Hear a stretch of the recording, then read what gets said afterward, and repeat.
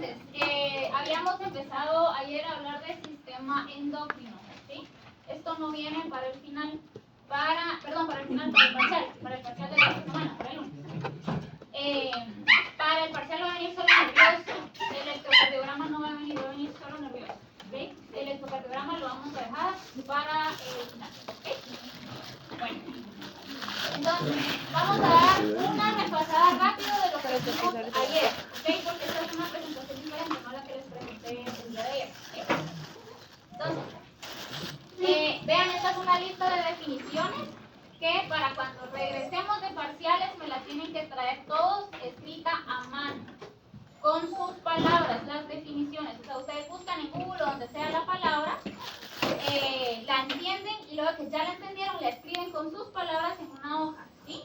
Por lo mismo, no pueden haber dos tareas iguales y no puede ser la misma definición de internet. Si hay dos tareas iguales o ponen lo mismo que está en internet, está mal, ¿sí? Entonces, igual, esto ya está subido en la URL, el PDF de la presentación, entonces ahí está el listado de las palabras, ¿sí? Entonces, ¿qué vamos a ver? Vamos a hacer una introducción de hormonas, hablar del eje, que en este caso hablamos de adenohipófisis. Vamos a hablar de páncreas, principalmente qué hormonas libera, insulina y glucagón, que son las que nos importan acá. Glándulas adrenales, nos importa la hormona cortisol. Y del órgano tiroides, hormonas tiroideas T3 y T4.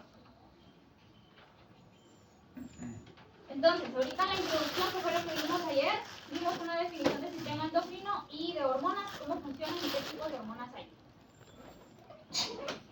¿Alguien se recuerda qué dijimos? ¿Cuál sería la definición del sistema endocrino? ¿O qué entendieron de eso? Son literal órganos que producen hormonas, ¿ok? ¿Y cuál es la función de ese sistema? ¿Para qué me sirve? ¿Qué más? ¿Todo metabolismo? Crecimiento y reproducción. Muy bien. Entonces, es el conjunto de órganos y tejidos del organismo que segregan un tipo de sustancias llamadas hormonas. Sus componentes, pues, está conformado por órganos endocrinos, que son los que producen hormonas. ¿Cuáles son los órganos endocrinos? ¿Cuáles?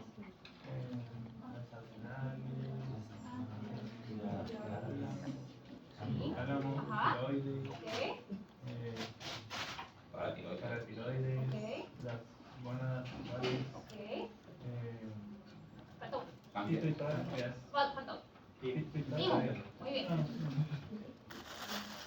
¿Y cuál es la función? Pues la función principal del sistema endocrino es controlar funciones fisiológicas relacionadas con metabolismo, crecimiento y reproducción. Dijimos que el sistema endocrino va a actuar en conjunto con el sistema nervioso, con el fin de controlar procesos fisiológicos. O sea que aquí les estoy diciendo que el sistema que me libera hormonas trabaja de la mano con el sistema nervioso, ¿ok? Ustedes ya vieron sistema nervioso, entonces podrían ustedes decirme qué parte del sistema nervioso piensan ustedes que es el que me va a ayudar con el sistema endocrino. No. No, pues sí, pero o sea, específicamente autónomo. ¿Por qué? Porque yo no controlo en mi ser con lógica decir ahorita tengo que liberar cortisol, es algo autónomo, ¿sí? Es involuntario. ¿Ok? Estos son los órganos endocrinos. ¿Y de hormonas? ¿Qué dijimos de hormonas? La definición de hormonas. Ok, sustancias químicas que viajan en sangre de un lado para otro, ¿ok? Se producen en un lugar y van a llegar a hacer efecto en otro lugar, viajando por sangre, ¿ok? ¿Cuál sería la diferencia con un neurotransmisor? Ok, los neurotransmisores no son producidos en un órgano como tal, sino que en una neurona, ¿ok? Y viaja de una neurona a otra neurona, ¿ok? El tiempo de acción cabal, ¿cuál es el tiempo de acción de un neurotransmisor? Milisegundos. ¿Y de una hormona? Minutos, días, horas, dependiendo de qué hormona sea. Entonces la definición de lo que dijimos, ¿qué tipos de hormonas teníamos? Lipídicas y proteicas, muy bien. Lipídicas, eicosanoides o esteroides, y proteicas, péptidos y aminas. ¿Se recuerdan para qué me sirve saber esto? Ok, ¿cómo va a ingresar a la célula y qué más? ¿Quién va a actuar más rápido? Exacto, ¿quién va a actuar más rápido? Muy bien. Gracias.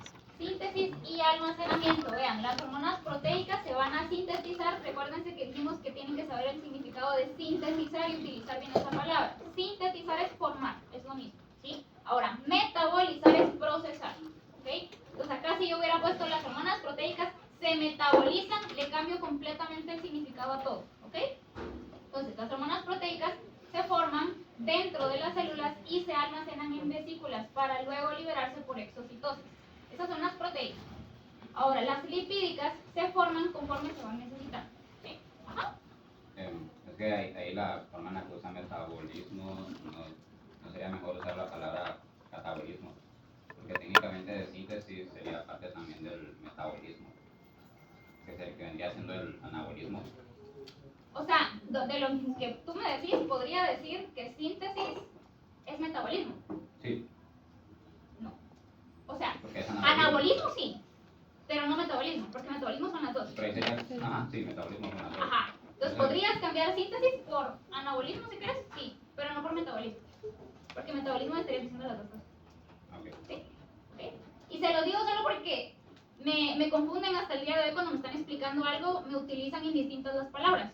O sea, no tienen relación, pero me las ponen. Entonces, por eso se los digo, ¿ok? Para que no me las digan por ahí. ¿Ok? La acción de una hormona puede durar minutos a días. Ok, vean. Esto es bien importante. Esto no estaba en la presentación de ayer. ¿Cómo actúan las hormonas? ¿Sí? Entonces, se me hacen bolas en entender cómo empiezan a funcionar las hormonas, desde cómo se forman, en dónde se forman, quién las estimuló y cómo llegan a hacer una acción. ¿Ok? Entonces, se los vamos a poner en pasos. ¿Sí? El paso 1 va a ser que se recibe un estímulo. ¿Sí? El paso 2 va a ser que después de que yo recibí ese estímulo, sea cual sea que sea, por ejemplo, que tengo baja glucosa o de repente el frío o de repente el estrés, cualquier estímulo, ¿sí? Me va a hacer que se estimule la síntesis, o sea, formación de la hormona en una célula endocrina. ¿Sí? ¿Qué es una célula endocrina? O sea, cualquier célula de cualquier órgano endocrino. ¿Sí? Entonces, primero empezamos con algo que me estimula a ese órgano endocrino, ¿sí o no? Y luego ese órgano endocrino va a empezar a hacer la síntesis de esa hormona, ¿sí o no? Y luego el último paso va a ser entonces ya de que después de que este órgano ya la formó, la acción de esa hormona formada en otras células de los órganos blancos. Órganos blancos me refiero a todos los órganos que van a recibir esa hormona y los cuales van a ser afectados por esa hormona, ¿sí? Entonces, conforme vayamos viendo las hormonas, les voy a poner un 1, un 2 o un 3, ¿ok? Cuando yo les pongo un 1 es porque eso es lo que estimula esa hormona. Cuando yo les pongo un 2 es cómo esa hormona se está formando en esa célula endocrina. Y cuando les pongo un 3 es la acción que esa hormona va a tener, ¿sí? Entonces así no se me van a hacer tantas bolas. Y si yo les pregunto en el examen, ¿qué estimula la hormona? Ustedes ya van a saber qué es lo que tengo un 1, ¿sí? ¿Cómo se forma? Es un 2 y qué acción es un 3, ¿ok? Solo para que esté más ordenado y lo entendamos mejor. Ok, entonces, hablando de los tipos de hormonas, dijimos que las hormonas proteicas son hidrófilas, ¿ok? ¿Esto en qué me afectaba? Ok, ¿va a entrar más fácil o más difícil? Muy bien. Y las lipídicas son liposolubles, entonces van a entrar más fácil a las células. ¿Por qué? Porque mis membranas de las células pues tienen fosfolípidos, entonces grasa con grasa va a entrar más fácil, ¿ok? En cambio, la proteína no va a entrar tan fácil. ¿Okay? Por lo mismo, las hidrófilas, o sea, las hormonas proteicas, tienen que llegar a un receptor en la membrana celular. No la pueden atravesar, no pueden entrar adentro de la célula, se quedan afuera. ¿Sí? Entonces, si se quedan afuera y el receptor está fuera de la célula, para que esta hormona pueda hacer el efecto adentro, necesita un segundo mensajero. ¿Sí? Eso quiere decir que su acción va a ser más rápida o más lenta. Más lenta, muy bien. Ahora las lipídicas van a llegar a un receptor en el citoplasma o en el núcleo. ¿Por qué? Porque ellas fácilmente atraviesan la membrana. Entonces su receptor está adentro, en citoplasma o en núcleo. Entonces su acción va a ser más rápida o más lenta. Rápida. Muy bien. Las proteicas se almacenan en vesículas luego de ser sintetizadas. Eso quiere decir que también tenemos una acción más rápida, no solo, perdón. En cuanto a cómo llegan el receptor, esta sí va a ser más tardada, pero esta la podemos almacenar en vesículas. no las lipídicas, ¿ok? Y como esto lo podemos almacenar en vesículas, quiere decir que yo ya tengo una reserva de esas hormonas cuando yo las necesito, entonces puede salir más rápido, ¿sí? Y las lipídicas no se almacenan. Esas llega el estímulo, va a llegar más rápido a la célula porque la puede atravesar, pero para formarla se va a tardar más porque no las tiene almacenadas, ¿sí? Las proteicas viajan disueltas en el plasma y las lipídicas viajan unidas a proteínas plasmáticas, ¿sí? Esto lo dijimos ayer. Dijimos también que de las lipídicas, las hormonas esteroideas provienen del colesterol y el colesterol lo sintetizamos principalmente en el hígado, ¿ok? O sea que algún problema de repente en mi colesterol o un problema en el hígado me va a afectar directamente la producción de hormonas esteroideas, ¿sí o no? Ok. Entonces, ejemplos de hormonas proteicas tenemos insulina y glucagón, y ejemplo de hormonas lipídicas tenemos las hormonas tiroideas y las hormonas esteroideas, ¿sí? Ok, entonces, ayer hablamos de cómo interactuaban las hormonas con las células. ¿Se recuerdan qué dijimos de eso? ¿Perdón? Ok, sí, muy bien. ¿Qué más?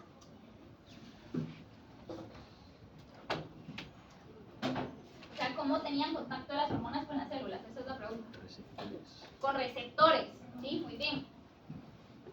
Entonces, una vez que ya se formó la hormona, va a interactuar con la célula blanco a través de un receptor. Ese sería el paso 3, ¿sí o no? Ok. Y igual ese receptor puede estar en la membrana celular, en citoplasma o en núcleo.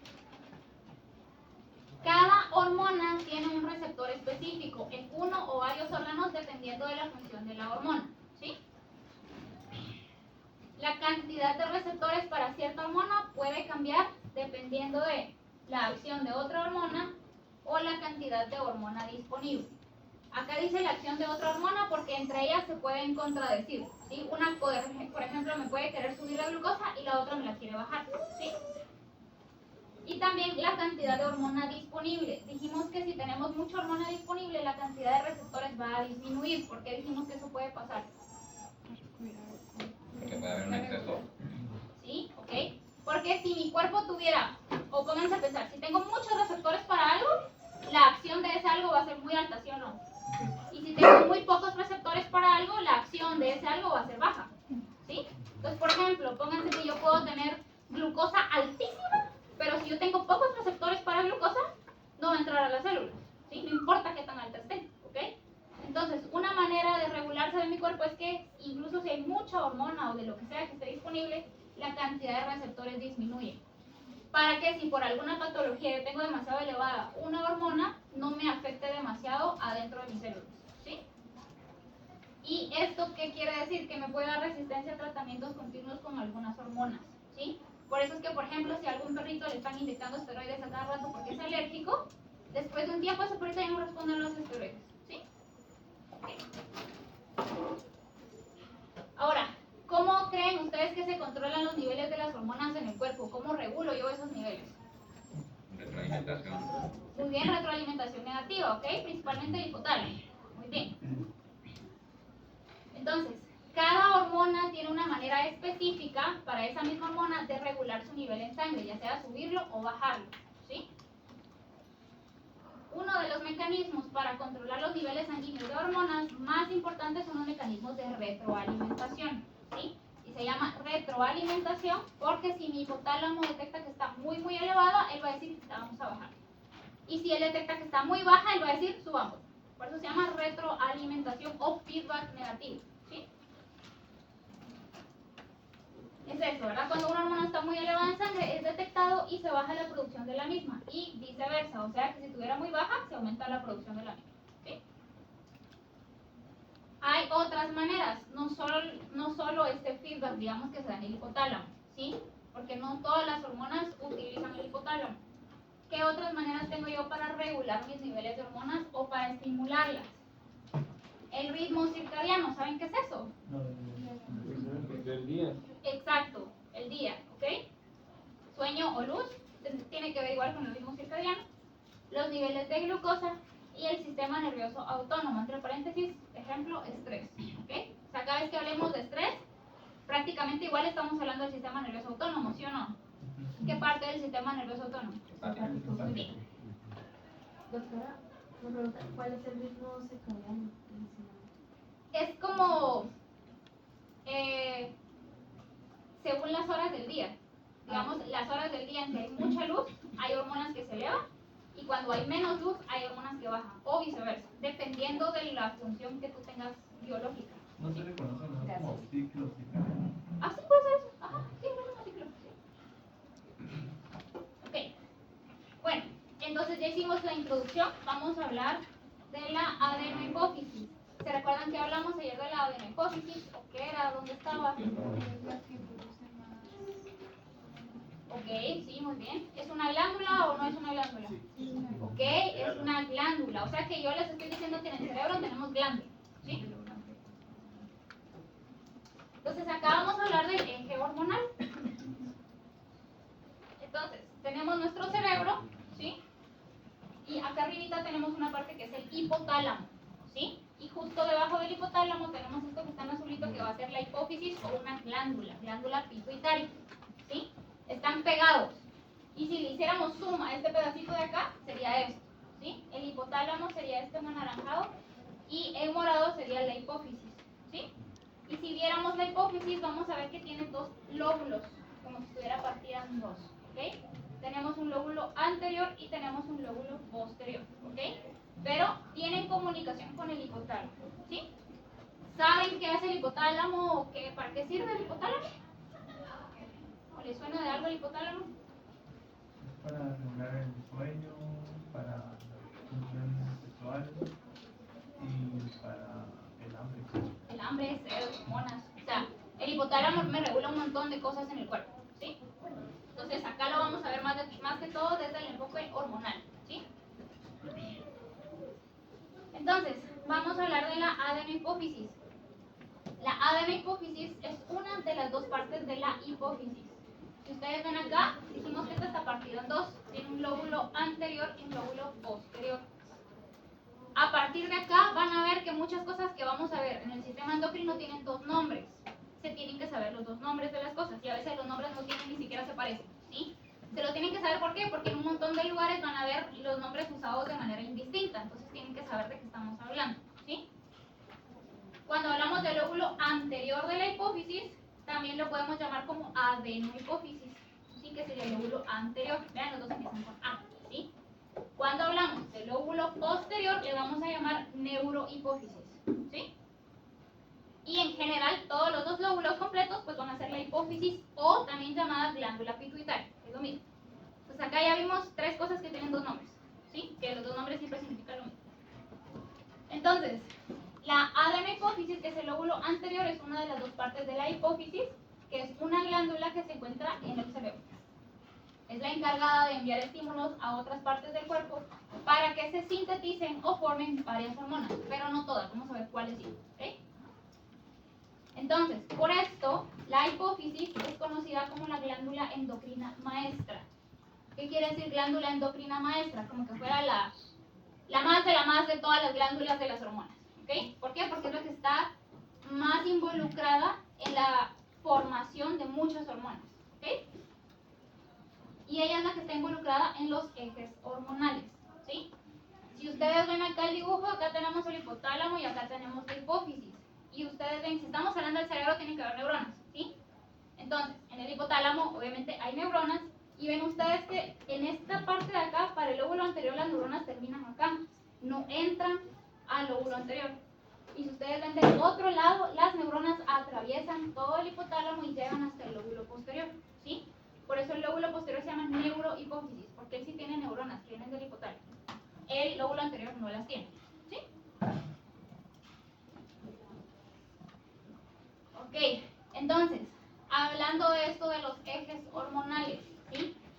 Un eje es prácticamente como un ciclo, ¿ok? Empezamos en un lado, vamos para otro y podemos terminar donde iniciamos, ¿ok? Eso sería un eje, ¿sí?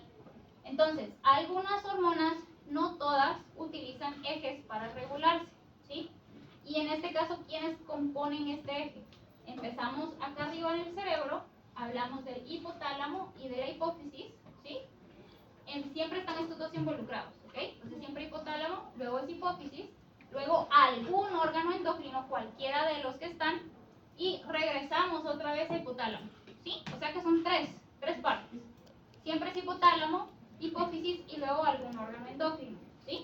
Entonces, ¿por qué lo usamos así? Porque el hipotálamo, que es con el que iniciamos, él detecta estímulos, ¿sí? Él puede detectar, por ejemplo, que tengo baja glucosa, él puede detectar cómo está mi osmolaridad, él puede detectar si hay frío, él puede detectar si hay estrés, ¿ok? Muchas de esas cosas me estimulan o me generan que yo necesite formar hormonas para contrarrestar ese estímulo, ¿sí? Entonces el hipotálamo detecta cualquiera de estos estímulos y le va a decir a la hipófisis, necesito que vayas a estimular a los órganos endocrinos, ¿sí? Entonces hipotálamo detecta estímulo, le va a decir a hipófisis que ella tiene que mandar algo, una sustancia, para los órganos endocrinos y luego ya los órganos endocrinos, cada uno de ellos ya forma su hormona como tal y ya la libera a la sangre, ¿sí? Ajá. ¿El hipófisis se refiere solo a la hipófisis o también al neurohipófisis? Puede ser las dos porque igual hay ejes en la neuro, pero en este caso vamos a hablar más de la adenopófisis. Casi todo va a ser solo de la adenopófisis. Ok, entonces, el hipotálamo se va a comunicar con la hipófisis a través de una sustancia, ¿sí? Todavía no les digo el nombre de la sustancia, primero entiéndanme el orden, ¿ok?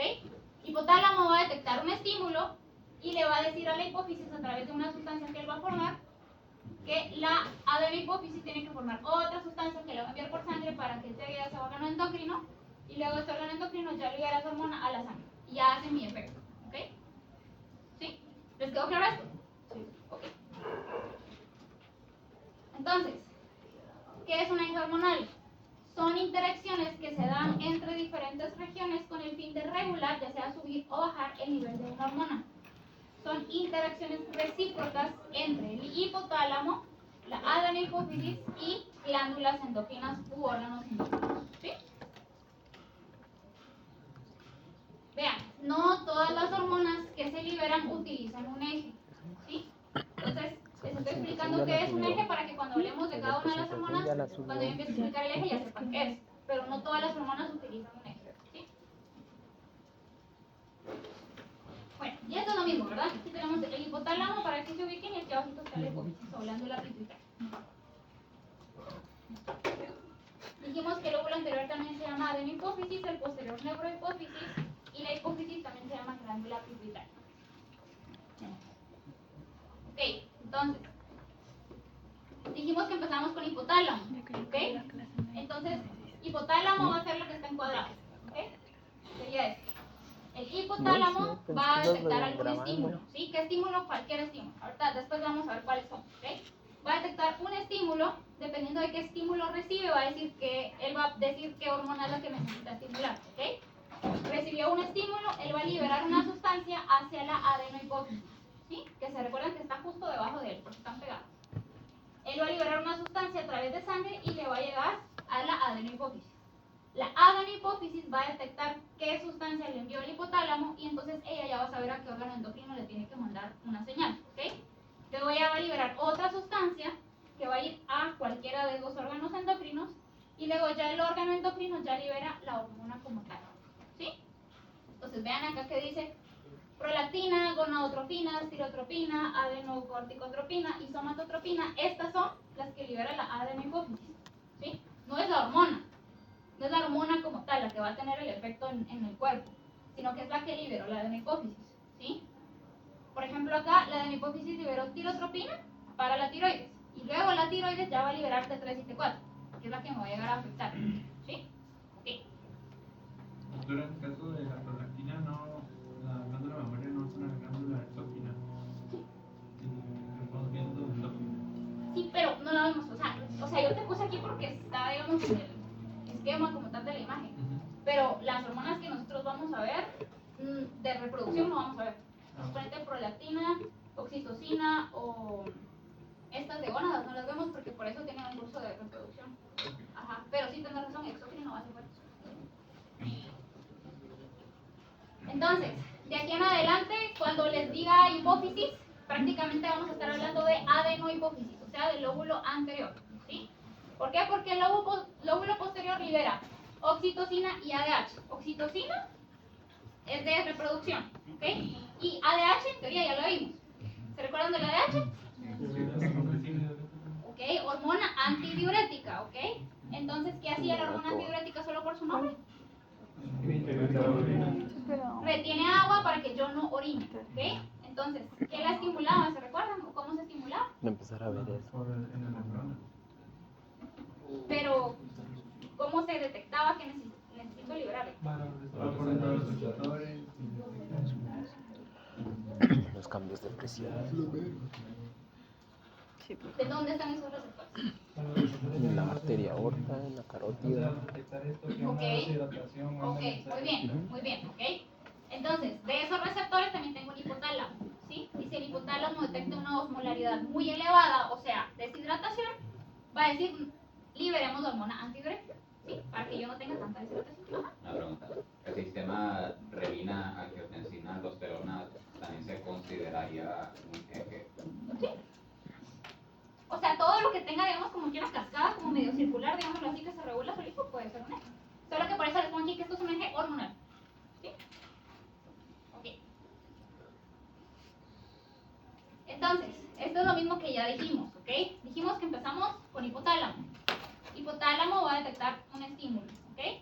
Y él va a mandar la información a la adenohipófisis. Recuerden que hablamos de adeno, no de la neo, ¿sí? La adenohipófisis. Y ella va a liberar otra sustancia hacia los órganos endocrinos. Y luego ya los órganos endocrinos van a liberar la hormona como tal, ¿ok?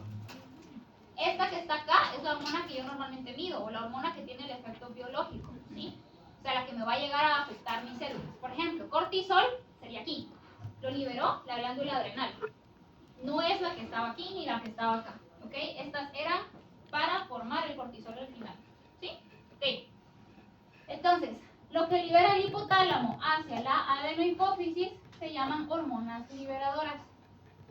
Y cuando la adenohipófisis detecta esta hormona liberadora, ella libera una hormona estimulante o trófica. Y esa hormona estimulante es la que ya va al órgano en específico para que se libere la hormona como tal, ¿sí? Entonces, acá está así el ciclo. Dependiendo de qué hormona estamos hablando, los nombres de las hormonas acá cambian, ¿ok? Entonces, vamos a ver esos nombres dependiendo de qué estamos hablando, dependiendo de la hormona. De ahorita todavía no les digo los nombres. Pero vamos a tener una hormona liberadora con un nombre específico, por ejemplo, para cortisol, y un estimulante específico para cortisol, ¿sí? Ok, y esto se llama feedback negativo o retroalimentación negativa. ¿Por qué? Porque luego de que el órgano diana ya liberó su hormona, esto va a estar en sangre y el hipotálamo está irrigado y le llega sangre, ¿ok? Entonces él va a detectar qué nivel hay de esa hormona que él empezó a estimular. Y cuando el nivel de esta hormona está demasiado alta, pues el que hace ya no va a estimular a la hipófisis, ¿sí? Entonces baja. Eso es un feedback negativo, ¿sí? Igual, si él detecta niveles muy bajos, él también puede estimular para que se produzca, ¿sí? Ok. Entonces, sabiendo esto, ¿será que si yo pudiera medir esta hormona estimulante, yo podría saber de repente si la de mi hipófisis está mala? Sí. Sí, ¿ok? Va, pero normalmente nosotros lo que medimos es esta, ¿ok? Entonces, por ejemplo, yo medí esta y me salió muy baja. ¿Cómo le hago para saber si el problema viene de aquí o viene de acá? Sabiendo qué tipo de hormona es en cada uno. Exacto, o sea, yo podría medir, por ejemplo, la que produce la de mi hipófisis y decir que el problema está acá, ¿sí o no? O medir esta y decir que el problema está acá, ¿sí o no? ¿Ok? Entonces, para esto me sirven los ejes, ¿ok? Porque hay algunas hormonas en las cuales puedo medir estos intermediarios, digámoslo así, para saber en dónde está el problema. ¿Sí? Pero clínicamente hay una forma de medir hormonas liberadoras. ¿Cómo Sí. así clínicamente? ¿Sin laboratorio? No, me refiero con laboratorio, porque según entiendo el hipotálamo las libera directamente a la hipófisis, no entra como que a toda la circulación, Sí. o sí, Sí. es así. No, sí, es solo de ella para acá. Eso es cierto, de ella para acá. Entonces, ¿cómo haría clínicamente alguien para poder medir las hormonas, la concentración de hormonas liberadoras?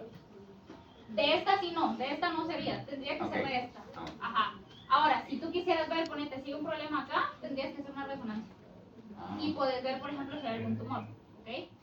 Por ejemplo, esto ¿para qué les va a servir? ¿Han escuchado la enfermedad de Cushing? Sí. Todos lo han escuchado, ahora dígame qué. Cuando No, eso no es. No. O sea, uno a veces dice molestar, tengo Cushing por estrés crónico, sí, pero no es por eso. O sea, siempre es cortisol, pero no es así. que hay un problema y se está liberando constantemente el cortisol. Exacto, o sea, hay algún problema en alguna parte de este eje que hace que el cortisol esté altísimo, altísimo, altísimo, ¿ok? Que es la hormona del estrés, ¿sí?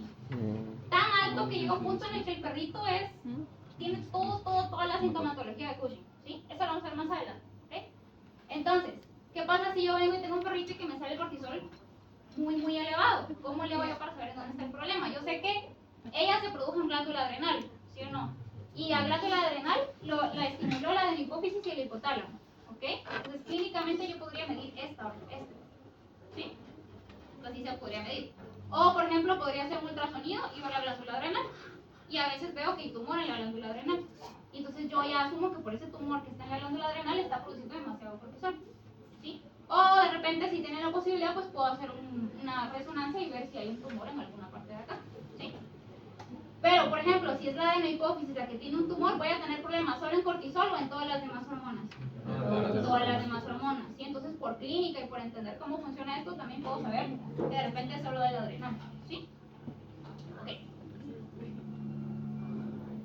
Bueno, ¿alguna duda hasta acá? ¿No? Ok.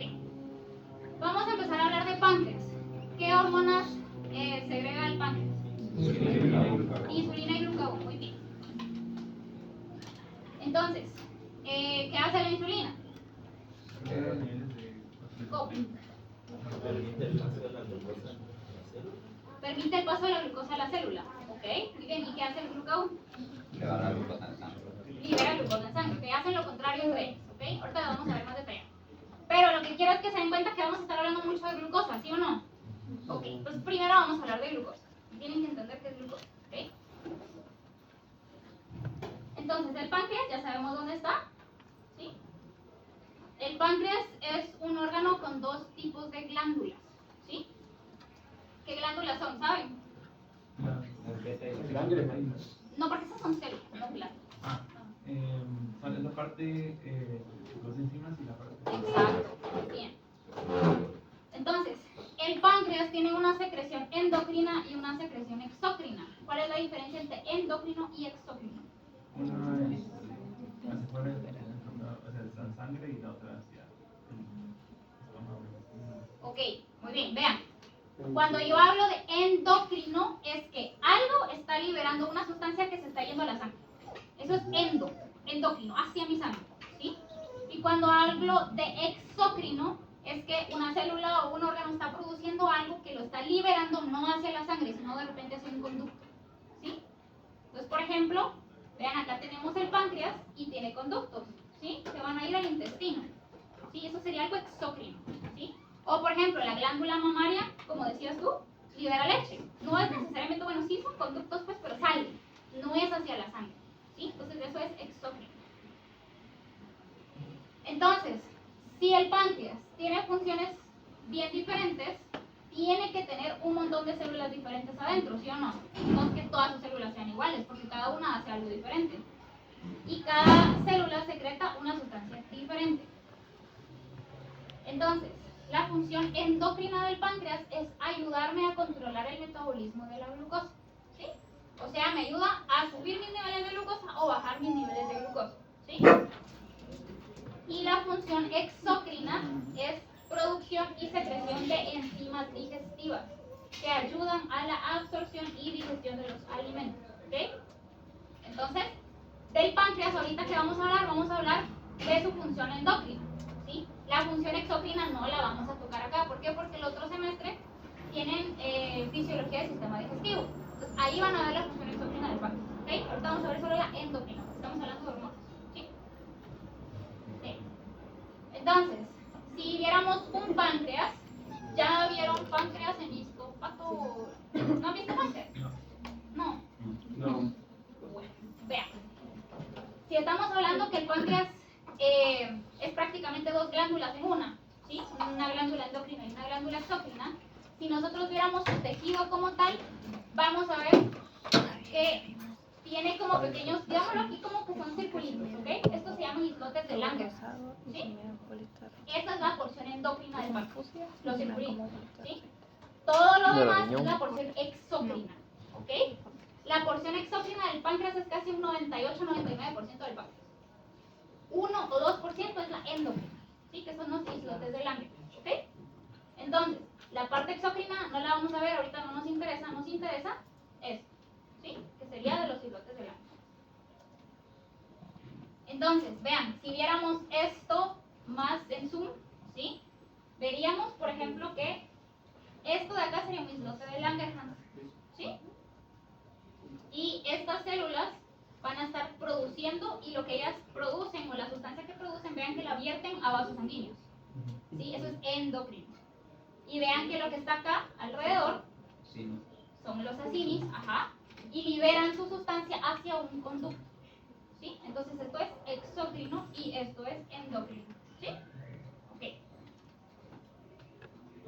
Entonces, si viéramos esto, un islote más de cerca, ¿sí? Vamos a ver que tiene diferentes tipos de células. Aquí están, digamos, que en diferentes colorcitos dependiendo qué célula es cada una, ¿ok? Las que nos interesan acá serían las células alfa y las células beta, ¿sí? Las alfa liberan glucagón y las beta insulina y amilina, ¿ok? Para que se les quede, glucagón tiene una A y aquí hay una A, ¿ok? A, esta no. Entonces, beta, insulina y amilina, y alfa, glucagón, ¿ok? Ahorita la vamos a ver. Entonces, vamos a estar hablando de la función endocrina del páncreas. El páncreas endocrino posee distintos tipos de células, las cuales van a producir cada una algo diferente, ¿sí? Y las hormonas más importantes aquí producidas van a ser insulina, célula beta, glucagón, célula alfa, ¿sí? Bueno, entonces vamos a empezar a hablar un poquito de glucosa, porque estas dos hormonas que vamos a ver ahorita interfieren mucho con la glucosa, ¿ok? ¿Qué es la glucosa? Un sacárido esencial para la energía. Ok. Entonces vean, no es proteína. Y yo sé que tal vez alguien le da gracia, pero hasta ahorita en el parcial me siguen poniendo que la glucosa es proteína. No es proteína, por favor, lo que sea. Póngame lo que sea, pero no me pongan que la glucosa es proteína, por favor. ¿Sí? O sea, no tiene presión oncótica la glucosa, ¿ok? Por favor. Entonces, la glucosa es hidrofílica, ¿sí? O sea, es soluble en agua. ¿Eso querrá decir que es fácil que entre a mi célula que tiene una membrana de fosfolípidos o no? No. No, ¿verdad? Es como lo mismo que las hormonas proteicas, ¿ok? Ok, entonces ella no es que entre tan fácilmente. ¿Qué tendrá que tener mi célula para que entonces esa glucosa pueda entrar? Ok, lo más lógico es pensar que es un receptor, ¿sí o no? Pero son las insulinas, ¿no? No, o sea, sí, pero no. Es una proteína de transporte, o sea, un transportador, ¿ok? Tú algo dijiste que es un receptor, ¿sí? Y eso tiene sentido, pero no se llama receptor, se llama transportador. No ¿Ok? se dice transportar. ¿Ah? Sí, Tú dice dijiste transportar. transportar, perdón, no te escuché receptor. Ok, entonces, la glucosa puede entrar a las células no a través de un receptor, sino a través de un transportador. ¿Cuál sería la diferencia entre receptor y transportador? Que el transportador no pasa de una vez. Exacto, el receptor viene y agarra, y ahí se queda. Ya no sé nada. El transportador está partido en dos y deja pasar las cosas, ¿ok? Entonces necesita un transportador, ¿ok? No entra fácil, necesitamos un transportador. Tienen que saber cuál es la diferencia con un receptor, ¿sí? En este caso, los transportadores les vamos a llamar GLUT, así se llaman, ¿sí? GLUT, ¿sí? Hay 14 transportadores GLUT diferentes, ¿sí? Entonces, de esos 14, los más importantes y realmente los más estudiados o de los que más se sabe son 5. O sea que tenemos GLUT1, GLUT2, GLUT3, GLUT4 y GLUT5, ¿sí?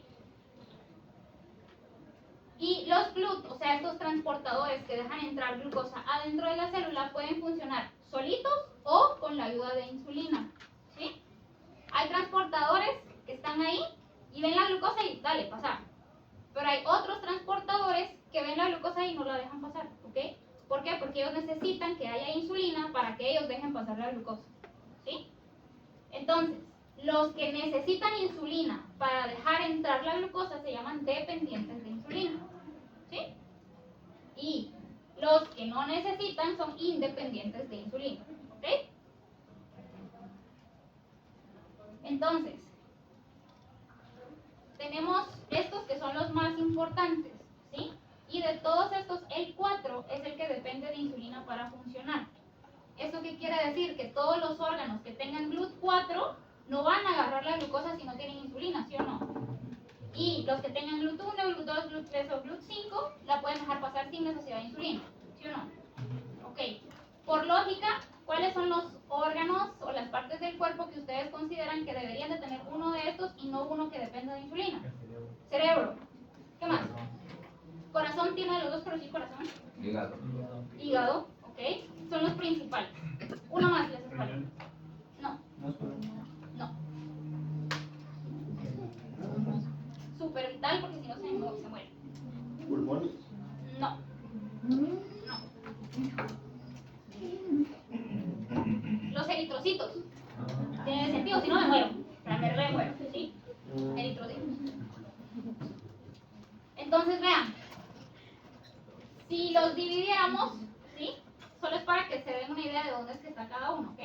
Vean, GLUT1, eritrocitos, barrera hematoencefálica, cerebro, placenta y riñón. GLUT2, hepatocitos, células beta de islotes pancreáticos, intestino delgado, riñón. GLUT3, cerebro, testículos, placenta, músculo esquelético. GLUT4, ¿qué era lo importante del GLUT4?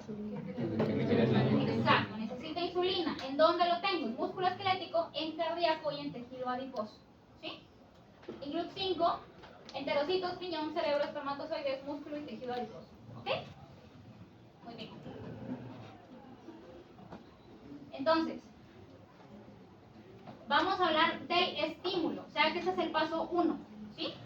¿El estímulo para qué? Para insulina y para glucagón. Ambas se pueden liberar dependiendo de los niveles de glucemia y por el sistema nervioso autónomo. Esto está fácil. ¿Sí? Glucosa y sistema nervioso autónomo. ¿Ok? Si la insulina lo que hace es bajar o subir la glucosa. Bajar. ¿Qué la estimula entonces? ¿Elevada o baja? ¿Ok? O sea, lo vamos a ver más a detalle, pero si la insulina, su trabajo es que después de que yo coma, libero insulina para que se me bajen los niveles de glucosa en la sangre, lo que la estimuló en primer lugar fue una hiperglucemia, para que ella pueda provocar una hipoglucemia, ¿sí o no? Lo contrario es con el glucagón. Lo que lo estimula es una hipoglucemia para que él pueda provocarme una hiperglucemia, ¿sí? Y también el sistema nervioso autónomo, ¿sí? ¿Por qué? Porque dependiendo de si yo estoy, se recuerdan del simpático y el parasimpático. Ok, por lógica, ¿qué va a querer hacer el simpático? ¿Subirme o bajar la glucosa? Subir. ¿Y el parasimpático, que se parece a la paradigestión también? Bajarme, ¿ok? Entonces, ellos dos también trabajan de la mano con insulina y glucagón, ¿ok? ¿Alguna duda? ¿No? Ok. Entonces, ahí lo dejamos y con ustedes tenemos laboratorio, ¿verdad? Sí.